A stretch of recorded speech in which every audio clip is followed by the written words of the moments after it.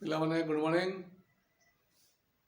ଆଜି ଆମେ ଆଲୋଚନା କରିବା ସେଇ ସରଳ ଶୁଦ୍ଧ କଷା, କିନ୍ତୁ ଯେଉଁ କ୍ୱେଶ୍ଚନଟା ମୁଁ ଏବେ ଲେଖିଛି ଦେଖ, ତାକୁ ଟିକେ ଆମେ ବୁଝିବା ପାଇଁ ଚେଷ୍ଟା କରିବା। ତୁମେ ଯେଉଁ ପୂର୍ବ ଅଧ୍ୟାୟରେ ବା ପୂର୍ବ ଭିଡ଼ିଓରେ ମୁଁ ଶିଖେଇଥିଲି ଯେ ସରଳ ଶୁଦ୍ଧଟା କେମିତି ପାଉଥିଲ, ଏ ସରଳ ଶୁଦ୍ଧଟା ତୁମେ ସୂତ୍ର ଉପସ୍ଥାପନ କରୁଥିଲ P ଗୁଣନ T ଗୁଣନ R ବିଭକ୍ତ 100। এইটি দেখো টিকে অলগা ধরনের কোশ্চেনটা দিয়াহৈছি। এটি দেখো লেখা হয়েছে কোন 1000 টঙ্কার মাসিক, এটি মাসিক লেখা হয়েছে 2 পয়সা ফের এটি লেখা হয়েছে। টিকে কোশ্চেনটাকে লক্ষ্য কর, পিলা মানে ভুল করନ୍ତି, এমিতি ভুল করନ୍ତି সেটা भी ମୁଁ আলোচনা করিবি। 1000 টঙ্কার মাসিক 2 পয়সা সরল শুদ্ধ আকারে 2 পয়সা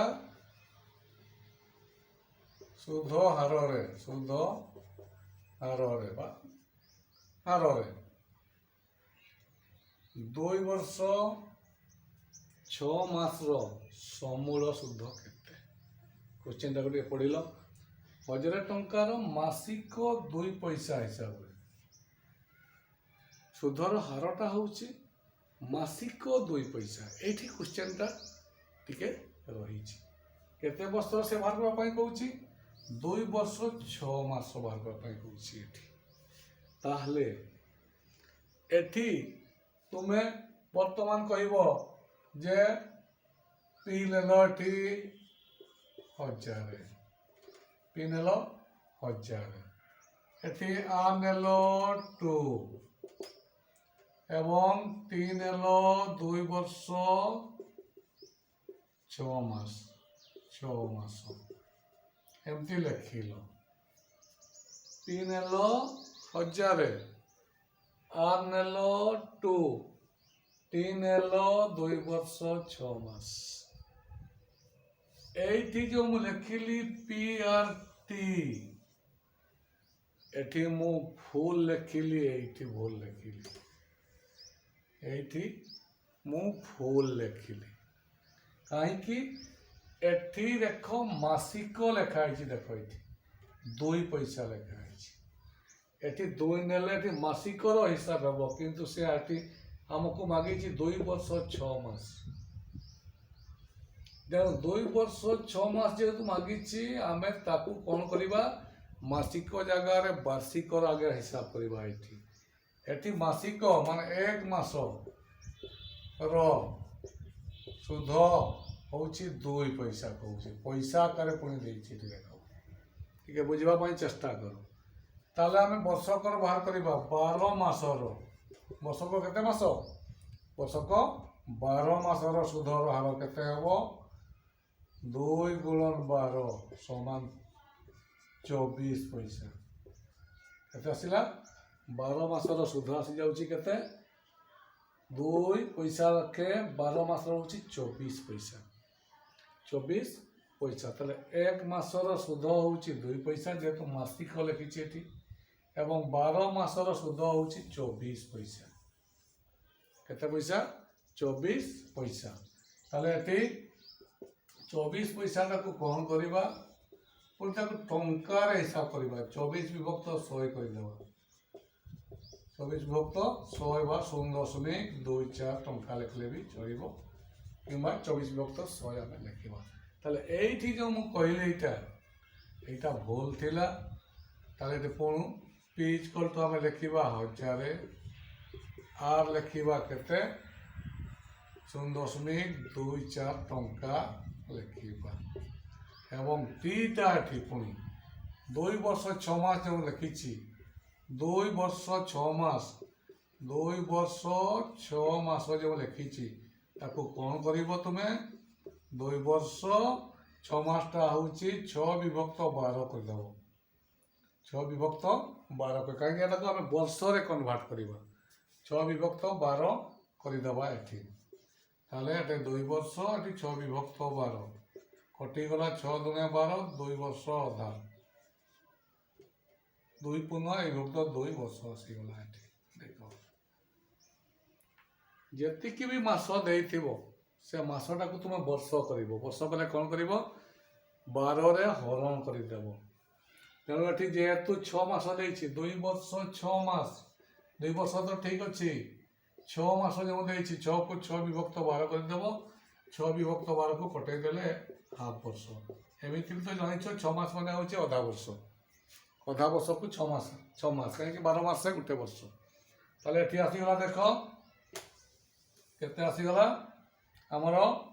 ପି ହେଲା 1000, ଆର୍ ହେଲା 0.24 বা 24 ପଇସା। ଯେଉଁ ଲେଖିଛ ଏଠି 24 ପଇସାର 24 ବିଭକ୍ତ 100 ଟଙ୍କା। ଏଟାକୁ ଲେଖିଲେ ବି ଚଳିବ, କିଛି ଅସୁବିଧା ନାହିଁ।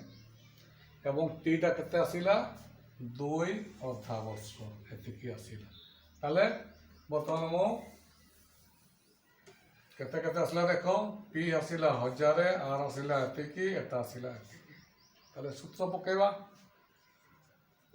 ସରଳ ସୁଧ ବା SI ସିମ୍ପଲ ସୂତ୍ର କ'ଣ? P ଗୁଣନ T ଗୁଣନ R ବିଭକ୍ତ 100। ପିଟା ଦେଇଛି 1000, ଟିଟା କେତେ? ଏଟାକୁ ଆମେ ଅପ୍ରକୃତ କରିଦେବା। 2 × 4 = 5, 5 ବିଭକ୍ତ 2 ବର୍ଷ, 5 ବିଭକ୍ତ 2 ବର୍ଷ କରିଦେବା ଏଠି। ଆରଟା କେତେ ଆସିଥିଲା? ଆରଟା ହେଲା 0.24, 0.24 ବିଭକ୍ତ 100। ତାହେଲେ ଏଠି ଟିକେ ସଜେଇ ଦେବା। 1000 ଅଛି ଏଠି, ଏଠି 5 ଅଛି, ଏଠି ଅଛି 0.24 ବିଭକ୍ତ 2ଟାକୁ ତଳକୁ ନେଇ ନେବା। ଏଠି 100 ଅଛି ଲେଖିବା। ବର୍ତ୍ତମାନ 2ଟା କଟିଗଲା ଦେଖ ଏଠି।